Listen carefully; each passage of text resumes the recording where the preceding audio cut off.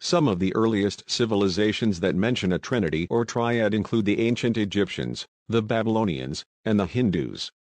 In Christianity, the Holy Trinity refers to the belief in three persons in one God, Father, Son, and Holy Spirit. The concept of a trinity or triad appears in various cultures and religions throughout history, but the exact number of civilizations that mention a trinity is difficult to determine.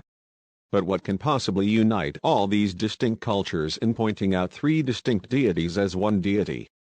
Social dynamics can only take the human imagination so far, during a time where no one knew anything about the microbial order.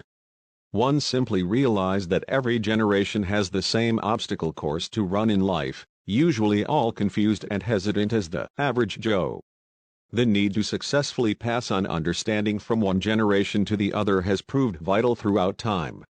The Trinity is such concept that captures the interest of people throughout time, yet has been unfortunately misunderstood for the past several thousand years, and now it is up to this one video to put humanity back on track.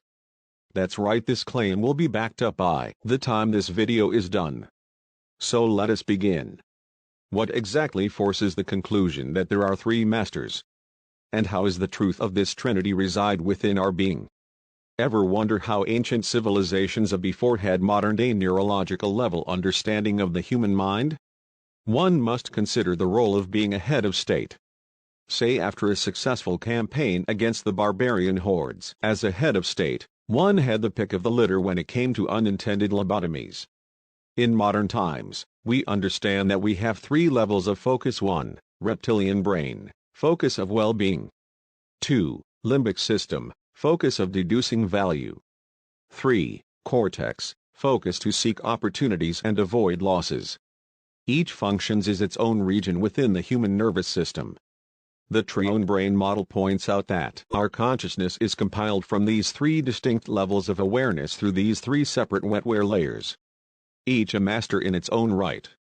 I find it easier to use the Hindu Trimurti to draw up the correlations with more success. Shiva is always depicted having snakes and being a destroyer, like a master fighter can be. Vishnu correlates with the limbic system that is used to preserve relationships. Vishnu the preserver, and the natural instinct of the limbic system is to preserve. Finally, Brahma, the three-headed deity, the creator out of the three, itself has three heads. This could correlate with the right hemisphere, which helps assess a modern man and their potential needs and wants.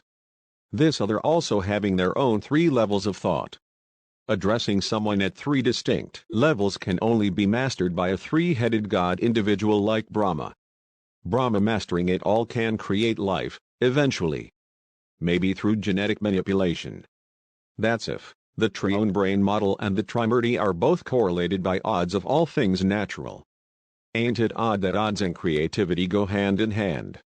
How does this correlate with the Trinity of the Christian Bible? Well, I can not say for certain, but if I were to go by the sounds of the words used, one can assume that the Father operates more out of fear and anger, the Son more out of loving consideration, and the whole energy of everything in between, like the environment also known as Holy Spirit. Sounds a bit like being spatial and time awareness is on point, a master of the moment. All correlate with the triune brain model. What do you think? Did the truth set everybody free? Let me know in the comments below.